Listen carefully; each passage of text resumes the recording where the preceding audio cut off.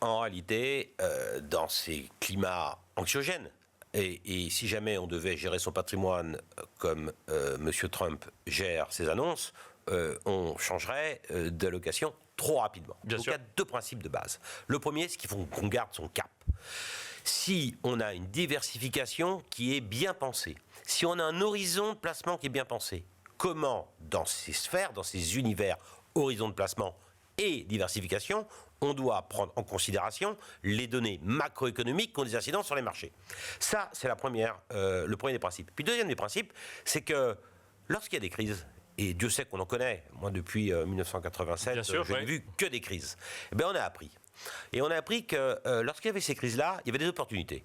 Et qu'il faut savoir saisir ces opportunités dans le cadre de l'horizon de gestion et de l'appétence au risque et de la stratégie de diversification que l'on a. On revient au premier principe.